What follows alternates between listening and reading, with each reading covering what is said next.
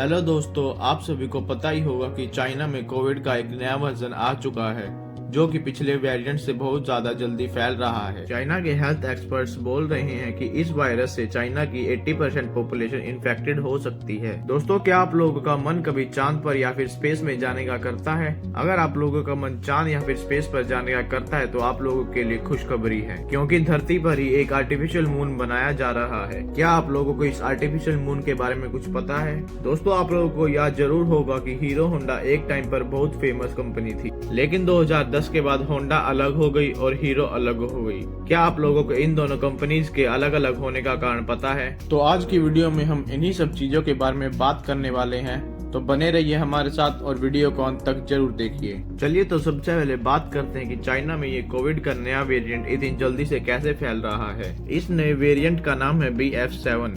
इस नए वेरिएंट के कारण चाइना में 10 लाख लोगों की जान जा सकती है। दोस्तों, एक बात को समझना बहुत जरूरी है कि सिर्फ 3 महीने में ही ये वायरस इतना जल्दी कैसे फैल गया। तो दोस्तों, इस बात को समझने के लिए हमें R वैल्यू को समझना पड़ेगा।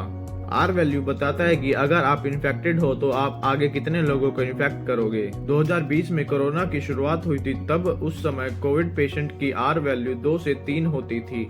मतलब कि एक कोविड पेशेंट 2 या 3 लोगों को इन्फेक्ट करता था। और जब ओमिक्रॉन आया तब कोविड पेशेंट में R वैल्यू बढ़कर 10 से 11 हो गई थी।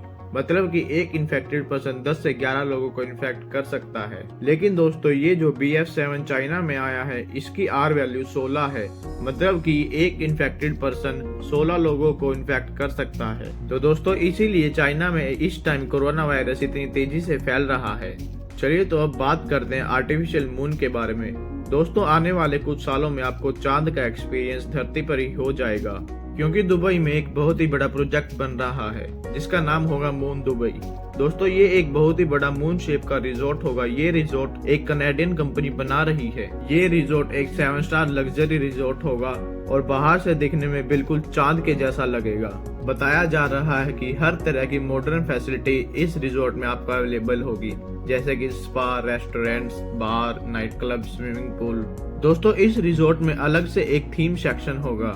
दोस्तों, इस रिजॉर्ट के कमरों में जो खिड़कियां होगी वो नॉर्मल खिड़कियां नहीं होगी।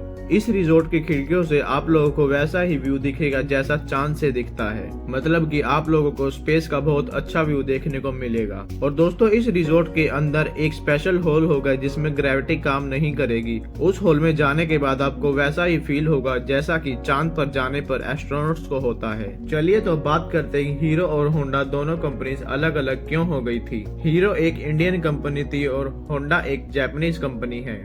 1984 में इन दोनों कंपनियों ने एक होकर मैन्युफैक्चरिंग करना शुरू किया था। हीरो होंडा उस टाइम पर दुनिया की लार्जेस्ट मैन्युफैक्चरिंग कंपनी बन गई थी। इनके अलग होने के दोस्तों मेनली 2 ही कारण है। पहला तो ये है कि इन दोनों कंपनीज के बीच एक एग्रीमेंट साइन हुआ था जिसमें लिखा था ये सिर्फ इंडियन कस्टमर्स के लिए ही मोटरसाइकिल को मैन्युफैक्चर करेंगे। लेकिन बाद में कंपनी जब सक्सेसफुल हुई तो इन्होंने अपने मोटरसाइकिल को दूसरी कंट्रीज में एक्सपोर्ट करना शुरू कर दिया था। तब ये कंपनी कॉम्पिटिशन में आ गई। दूसरा रीजन कि होंडा इंडियन मार्केट में अपनी अलग से जगह बनाना चाहता था, इसलिए 2010 में होंडा कंपनी ने अपनी एक मोटरसाइकिल अलग से इंडियन मार्केट में लॉन्च की, जो कि हीरो होंडा कंपनी के बीच हुए एग्रीमेंट के अनुसार बहुत ही गलत था, जिसकी वजह से हीरो होंडा का एग्रीमेंट टूट गया और दोनों कंपनीज अलग अलग हो गई थी। तो दोस्तों, अगर आप लोगों को हमारी वीडियो पसंद आई तो वीडियो को लाइक और शेयर जरूर करें और हमारे चैनल को भी सब्सक्राइब जरूर करें।